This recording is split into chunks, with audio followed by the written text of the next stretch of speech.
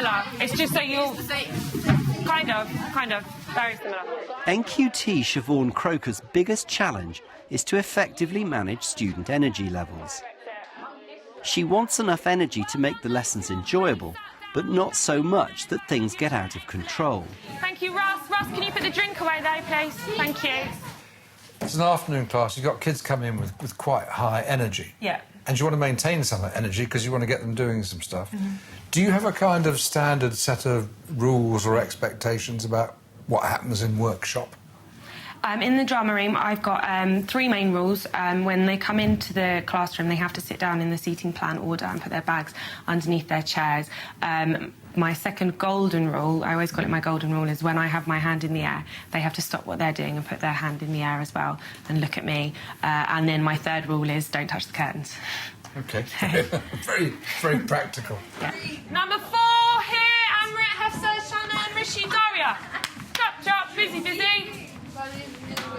Well done, guys. You're being very mature about the teams. I'm very impressed. This class is quite interesting because we've been on a bit of a journey since the beginning, because it was at the beginning their energy levels they weren't meeting, we weren't using it effectively. But after a couple of weeks, I got to know what they liked. I realised that actually they really like to compete against each other, so I use a lot of competition. Excellent, thank you, well done. All right, what I'm going to do is I'm going to give you a scenario. First scenario.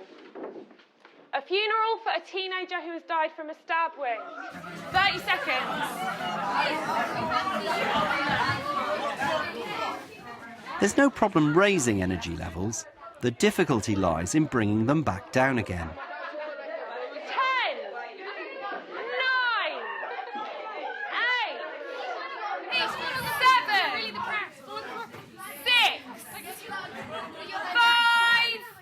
You need high energy a lot of the time to create a really good piece of drama, but there are other times where you really need to think about what you're doing, or you've got to evaluate what somebody else is doing.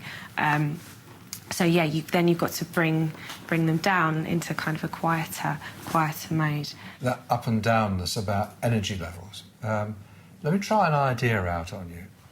In kind of adult theatre workshops, there's a lot of deliberate going up and going down. So you have a high energy minute. Now let's do a relaxation exercise and bring the energy down.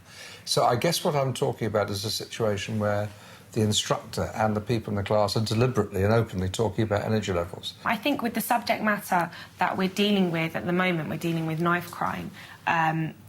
If you then look at real-life scenarios, that immediately draws them into a more kind of thinking, internal, kind of a quieter mode.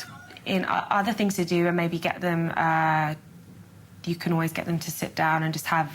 we can do a breathing exercise, or they can close their eyes.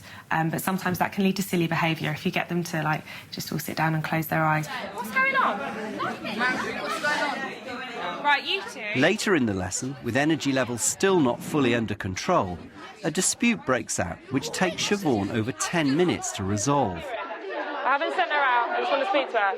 Right, come here. Yes. It's an accident! I don't care. My hand was flying around. Right. To go to Jamaica. Stop. What happened? I'm wondering something along the lines of, in a drama lesson, if there's a dispute, I'll always listen to what people have to say. Yeah. But I'm not going to listen to more than 60 seconds because I have to pay attention to the class. That makes sense. If I think people need to discuss matters with each other, I'll always arrange an end-of-the-day meeting. I will want people to make good decisions. I will sometimes put you in other groups, or I'll ask you to sit out, or I may ask you to sit outside the door. And it's a bad idea to argue with me then, because the group is more important than you are. Yeah. So arguing the way I resolve it is just going to land you in detention. Yeah. End of. Yeah. That's who I am, and that's what my regulations are. Could you imagine describing that to students? I think that could be something I would definitely try. Approach your new group. Later that day, Siobhan tries it out. If there are any instances of when you maybe are not getting along with another person, OK, I will give you 1 minute to explain to me why it is not working out. My decision after that minute is final. It's reminded me really strongly of is that thing about teaching what you want when the going is good. So you get a minute from me, and after that, end of. I also felt like I was in a stronger position, that I had a plan of action. If it did come to that, I knew that I was going to be able to deal with it quite quickly. And of course there will be times when they throw up problems that are going to take more time to solve.